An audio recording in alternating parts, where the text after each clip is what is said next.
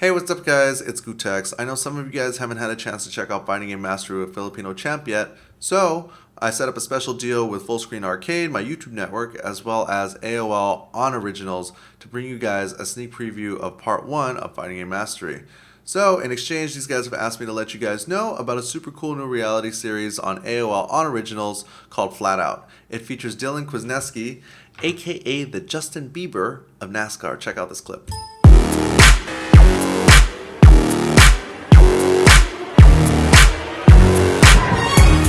Thinking smart. No, you're thinking like a teenager. Because I'm a teenager. Dylan's only 18, but he's already a rock star. On Flat Out, you'll experience hardcore racing, plus the NASCAR lifestyle with crazy training and hilarious behind-the-scenes action. So click here, boop, to watch episode 1. And while you're there, please make sure you subscribe. Thank you, guys. And now, please enjoy Fighting Game Mastery Part 1. Thanks for watching. We'll see you guys later.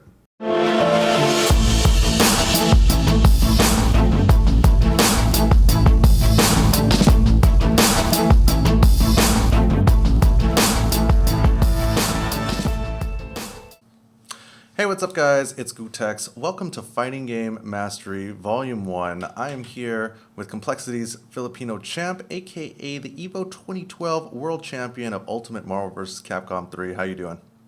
I'm doing good. So today, Excited. yes, this is something that we've been working towards for a long time, and finally, we got a chance to kind of sit down and produce this for you. So what we're going to be going through in this program is Champ is going to be kind enough to share some of his techniques, strategies, mindsets, as well as like practical action steps that you can take to become a better fighting game player.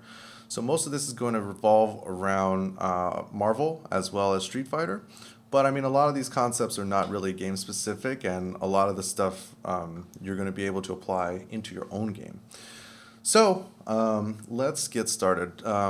Champ, why don't you tell us a little bit about how long you've been playing fighting games and how you got started playing competitively? Yeah. So I started fighting games, I would say, competitively, around 2007, 2006. My background is from RTS, so I used to play Warcraft 3, so I'm very competitive, and so I was one of the top players in RTS games Warcraft. And then I met Chungsta, who was like second place finisher of EVO 2007 or 2006, and I was like, and he showed me Marvel vs. Capcom 2. I was like, huh?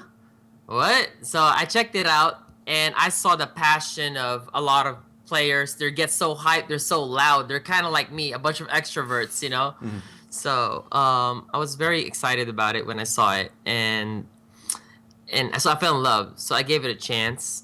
So and then I met, one of my friends like CJ, Hyro, all those cats. And when I saw them very passionate and really liking the game, so I tried to play it. So I played it for 6 months, which I would say like 30% of my time since I was working and still playing RTS.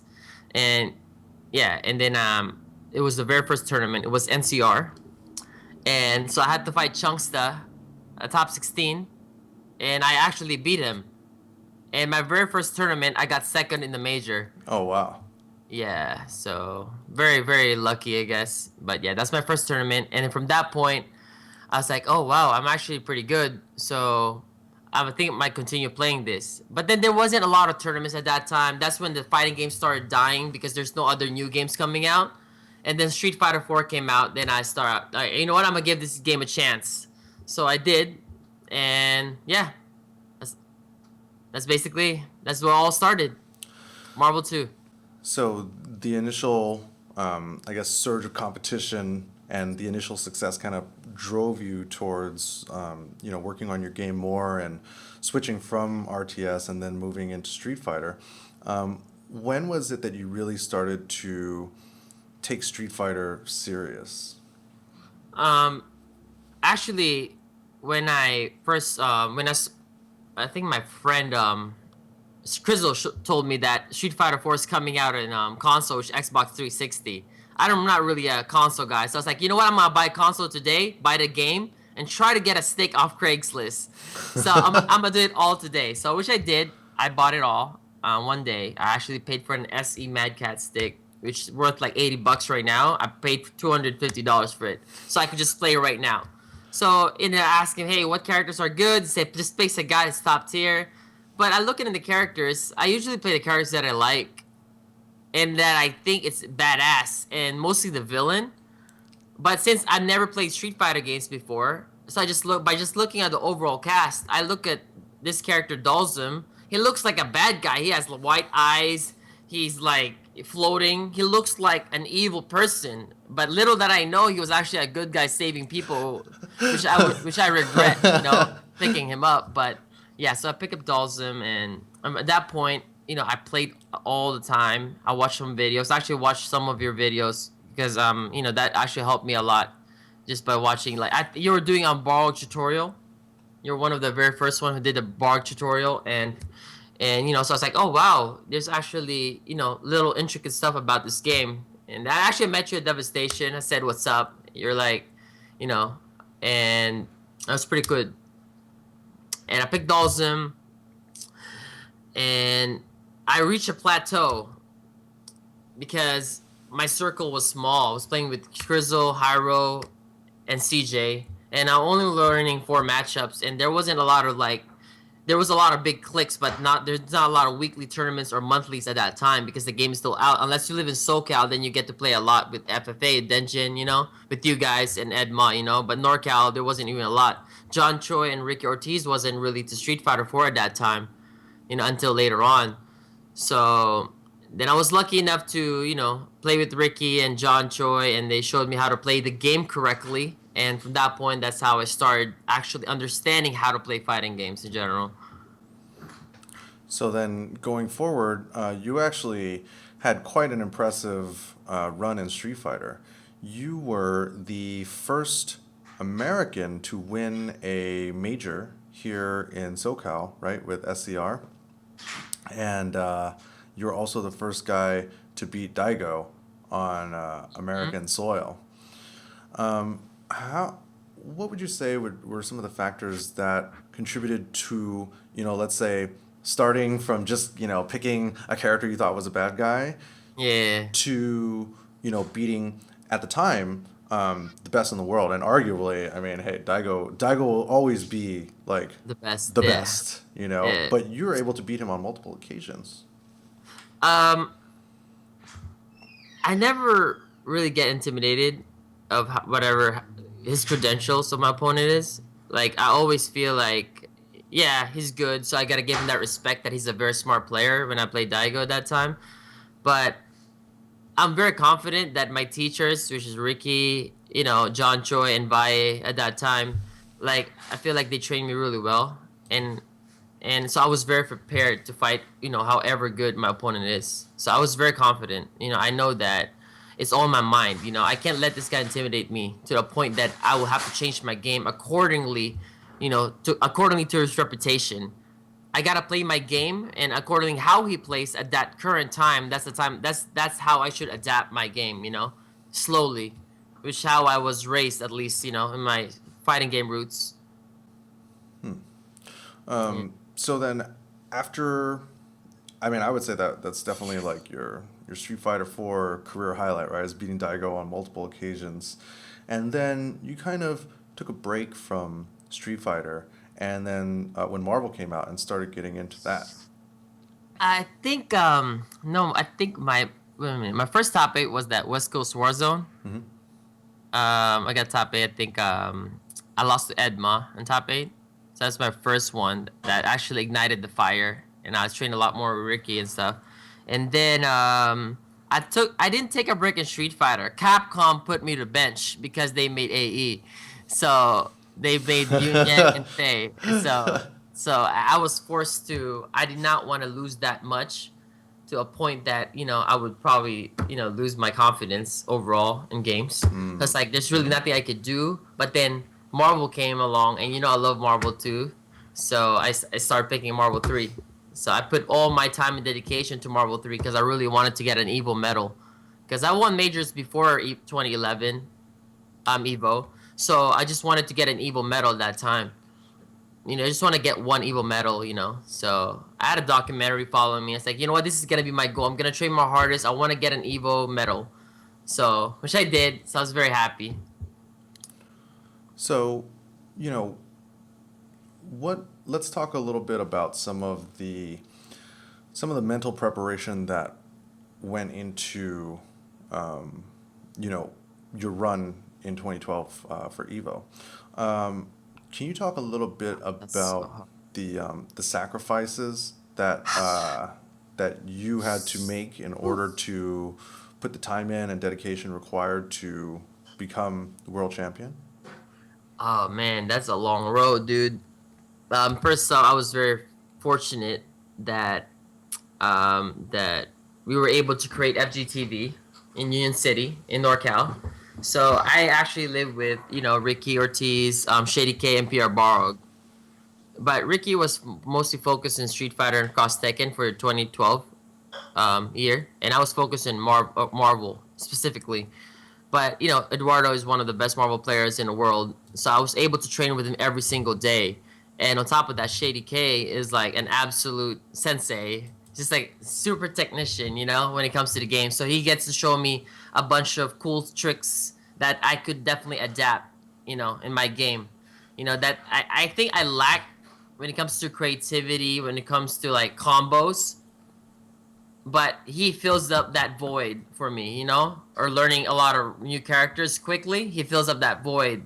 So in a sense, he actually completes my Marvel game at that time. And so I actually played 10 hours every single day. And I was actually doing weeklies in my house, which is Triple F in NorCal. And I played all the time. I brought in the best players in the world. I brought Zach Bennett, IFC Yipes, Marlon Pye, Dominion, all the Japanese guys in my house. So I really trained really hard for Evo 2012. Yeah.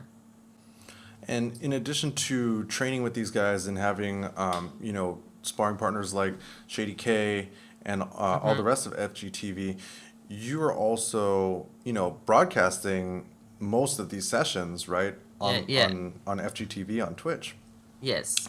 Do you find, do you think that that actually helped your game? Because one might think that putting yourself out there like that and training all the time would give your opponents the opportunity to scout you out and then find out what your weaknesses are. I see. I feel like winning because you have a trick or tricks. Winning like that, I feel like is fraudulent because you're only trying to win for the moment. I want to win longevity wise, long term. I always look at a long term. Yeah, yeah, you might get one game, but if you look at it in a bigger scheme of things, so if I played a million games, I'll probably lose 100 games, right? Because I train it like that. I train it that way. My mentality is always for long term. I do not want to just win without one gimmick and just let it rock. What if that gimmick gets figured out? So I mostly focus on my neutral game. So if every single person that watches my channel knows my tricks, how I TAC, all the little setups that I got, if they all know how to block that or have seen that before and I still beat them, that gives me confidence that I know I'm a better player than them. So, and also every time they figure out a way out of a particular setup or out of a particular scenario that happens all the time, that forces me to become more creative, to create more scenarios for me that's an optimal way for an optimal answer for whatever answer they got. So basically, I'm starting to develop counter for the counter, and it gets higher and higher and higher. So now when I fight someone who's not in that level yet of meta, I just completely outclass them.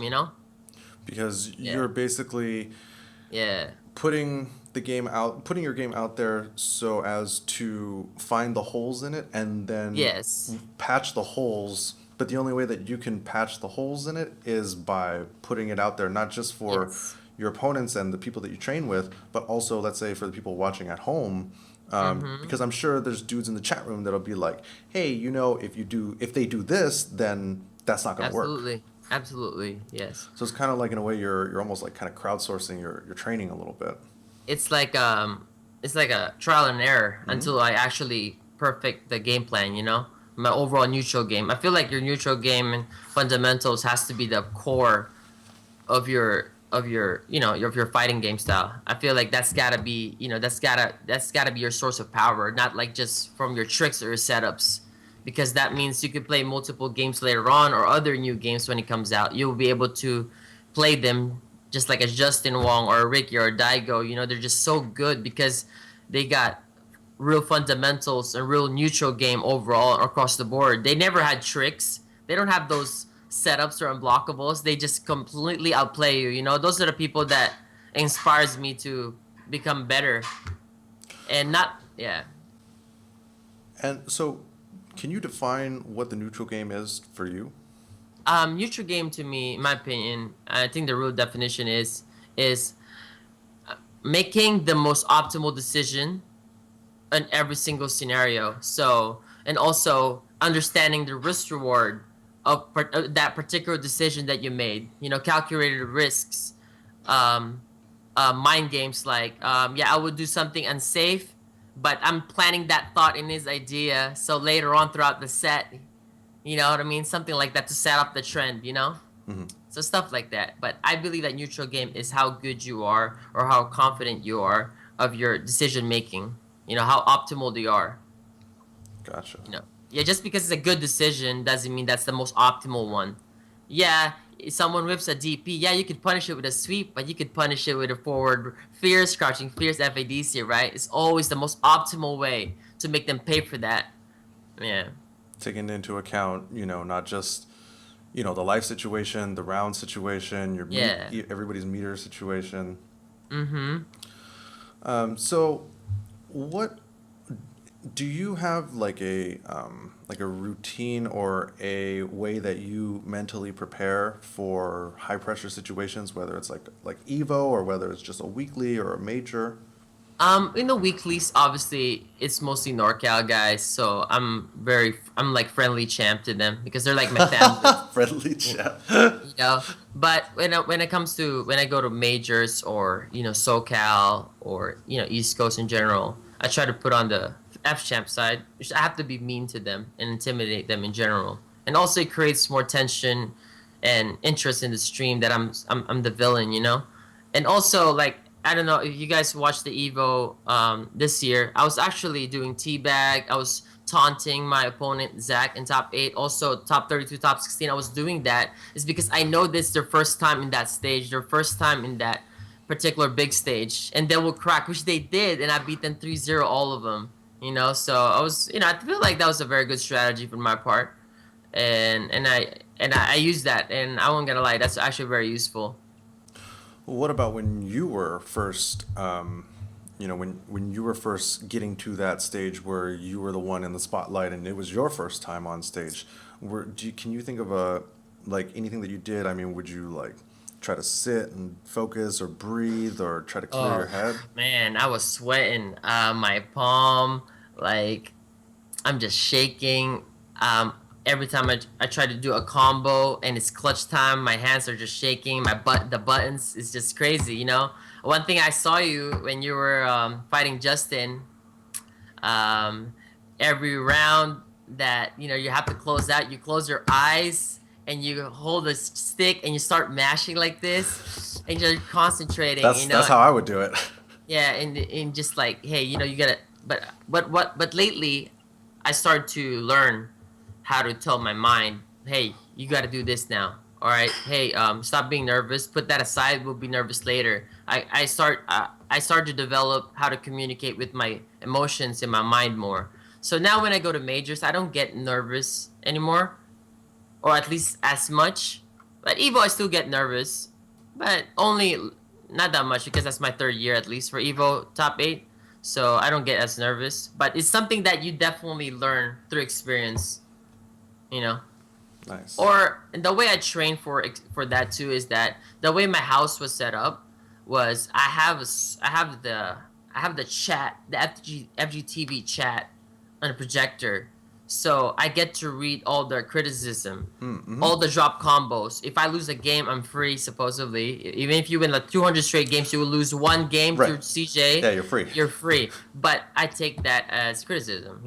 But it's good because I'm aware that that's something that they could criticize, which is good, and I know that people are watching, so I can't make a lot of bad decisions. So that helps me also. So I could always tell my brain, okay, this is the same feeling that you're gonna feel if there's like 300,000 people watching you on stream at Evo. It's gonna be the same, you know. So also when I do my casual sessions, I try to play sets like 3 out of 5 sets, tournament setting. So even though let's say it's only me and CJ playing, we're constantly doing 3 out of 5 sets, and after that we restart the game and do it again. So I can always practice the feeling of what if I'm down 2-0. I need to close out this set. So I get to replicate or mimic that feeling that I have because I do not want to lose a set to CJ. Because that means if I lose to CJ 3 out of 5, even though I've beaten him 99 sets, that means there will be one tournament that he's gonna beat me. And I don't know when's that tournament. That could be an Evo set. So Right. you have to be so that helps me to practice my consistency. Oh yeah, we do play casuals, yeah, but there's times that we were like, all right, we're gonna play sets, or let's play sets, you know. But yeah, you know that helps me practice my whole meta game, how to prepare for, you know, situations like that. Your clutch, how to practice your clutch, and I feel like that's the only way for you to practice your clutch, you know. Like And also, yeah, putting yeah, yourself into situations where you're going to feel the pressure, even though the mm-hmm, stakes are, relatively low. You're just playing at home versus playing on the big stage, but you still get that rush because you don't want absolutely. to look up, see the projector full of people hating on you and telling you you're free. Yes. Also, one thing that I do is I play a lot of mini games in my head. So if I'm playing someone like a set that I know that I should beat like 99% of the time or 95% of the time, but since I'm not gonna be learning as much compared to them learning from me, what I do is I try to play a bunch of. I would try to play mini games in my head, like okay, I'm down to 0. I need to win. I'm down to 0. I'm in losers. I need to win 6 straight games.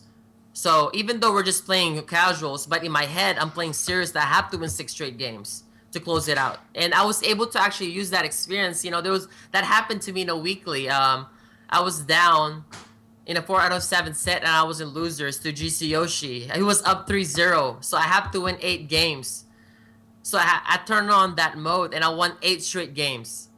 You Wow. know, because I was already practicing that feeling in that situation in my head constantly and casuals. You know, I was able to practice that. You know, so it helps. You know, that's when it's like, oh, I actually paid off. You know, yeah. So those are something that those are the baby steps that you can do. You can take to practice your mental dexterity. I would say your mental toughness in general. Also, when you're playing tournaments, weeklies in general, that also helps you because you could always tell your brain this is a major. You could, even though it would not feel as a major, but if you actually tell your brain to practice, this is the feeling that I'm gonna feel in a major. If I'm in the top 8 right now, I need to close it. I need to win this. I need to be in winners finals. You know, so stuff like that. And I always do that. You know, So now that we've talked a little bit about, kind of developing your mental toughness, what what are some of the ways that you deal or cope with your losses? Like, for example, like I know it doesn't happen very often, but sometimes, you will lose a big hmm match because, everybody loses a big match sometimes. What do you say to yourself afterwards, and how do you try to recover and learn from that? it hurts me, of course, because I take my training seriously, and also complexity has been taking care of me for the longest time, and I didn't, so I have a lot of pressure in my back, to actually perform well for them, but when I do lose, I try to think about the overall picture. Wait a minute, I lost, yeah, but if I could tally all the games that I played, how many games did I actually lose? What's my winning record overall? Yeah, I lost this tournament. Yeah, but if I get top 5, top 3 every single tournament, yeah, I'm not like consistently number 1 or number 2, number 3, but at least I'm top 3, right? Or top 4 in the world. Yeah, but I'm still there.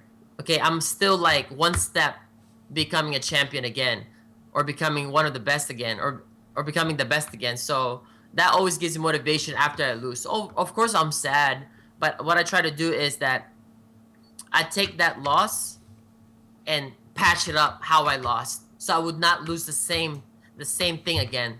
So if ever I lose to something else someday, it's something new. It's something like it's a hole in my system that I need to patch. So it's something that I need to work on to become a better gamer overall for the future. Because right now, like it's not like the fighting games is done tomorrow. You know what I mean? I know I'm still gonna be playing fighting games in like the next 4 years at least. So right now I think all my losses is just basically all it's just for me to fill up the void for my perfect form someday.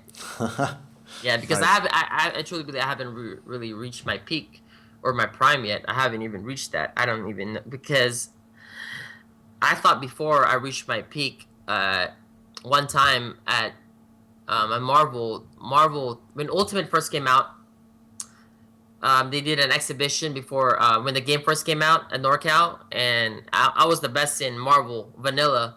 Then I didn't even make it top 8, and I was very depressed. But then I told myself, "Well, this is the first time. This is the first tournament, and the game's not even out yet. Why are you so mad?" I have to tell myself that. But then again, I'm so competitive, and now I'm the best in NorCal. How come I lost? It took a lot from me from losing. And then the first major was SCR, and I lost to Oliver and Noel Brown. But my character was Doctor Strange and Ghost Rider at that time. But I was so sad, and I couldn't take that loss. And I promised myself at that time that would be the last time I'm not gonna place in a tournament ever, which I did. And I got top 8, I won Evo, and I placed multiple top 8s, top 3s all over. So I did it, but since I patched those holes, and now I'm still working on it. I'm still working on becoming a better gamer overall, which that's my goal overall. Anyways, So, what have you ever felt like your skill has kind of plateaued? You talk about how you haven't, reached your potential yet. Have you hit like skill plateaus along the way? And if so, like what have you done to how do I overcome that? break that? How do I break that? I watched my videos of all my losses during that time when I felt like I reached a certain plateau of stubbornness. Because I feel like plateau is just you being stubborn to learning new stuff, also your pride or your ego getting away in your vision of how to fix yourself, because that's the hardest thing for you to overcome. It's like to actually tell yourself, bro, you're doing something wrong, stop doing that. But then as an elite, I'm like, wait a minute, I'm so good. Like, what are you talking about, Ryan? What are you talking about? I'm so good, so why, what are you, there's nothing wrong, they just got lucky. For you to understand and accept that you're actually messing up and you actually need to fix something about your game. I think that's the hardest part for a lot of gamers out there. So I know that. So as soon as I start overcoming that, all right, now the hardest part for me is actually to watch the losses, all the videos that I lost, and to be able to watch that and how I lost, and I made such a stupid decision. It's not because they got lucky. It's like I made a stupid decision in result to them hitting me and me being in an uncomfortable position, which is a super disadvantage. In result, I lost my momentum, and I lost that match. Me losing that match, it affects my mental game. Me getting sent to losers, I didn't have the same momentum, the same confidence that I had before that loss, prior to that bad decision. In result, I lost the tournament. So I start analyzing step by step how I lost, how I made that bad decision, how I got hit, because it all started because I got hit. I got sloppy. I got too confident. I got too overconfident. So if I fix that one thing, okay, why are you so confident? Why you went in? You underestimated his potential. You got hit. You lost your confidence. You got sent to losers. Now you lost your momentum. Now you lost the tournament. So I try to stop. I try to minimize all those little mistakes and fix that. So when I watch that video of me losing, I get reminded how I lost that way. So I get to stop that. I get to patch those holes, so I could move forward and becoming a better gamer overall. That's how I usually do that. And then slowly, I could start seeing myself improving, and I start feeling it. Oh, wait a minute. Oh yeah, I got better because I'm not getting hit by the same thing anymore. I'm not getting hit by the dive kick, crouching short mix-ups anymore. Unless it's a complete 50-50 situation where you have to make a decision. Yeah, that's validated, because if you're in a disadvantaged position and you have to make a 50-50, It's either you get out or you get hit. That's okay. That's validated because there's at that point there's no more good or bad decision because you already messed up by being in that situation. Anyways, it's just making a good decision and making a good guess at that point. By you, I always look at it like this. If someone puts you in a 50-50 by making you block like a jam session assist, and then they have that opportunity to go high or low or left right mix-ups on you, that's your fault for putting yourself in that position. That's the payment. Okay? You don't look at it like, oh, I made a bad decision by blocking left instead of blocking right. No, you don't know that. That's the price of you making that bad decision by putting yourself in that position. That's the price of you have to make a 50-50 decision now. If you could control not to be put in those 50-50 decisions, then now you could dictate the pace of the match and control and use your neutral game.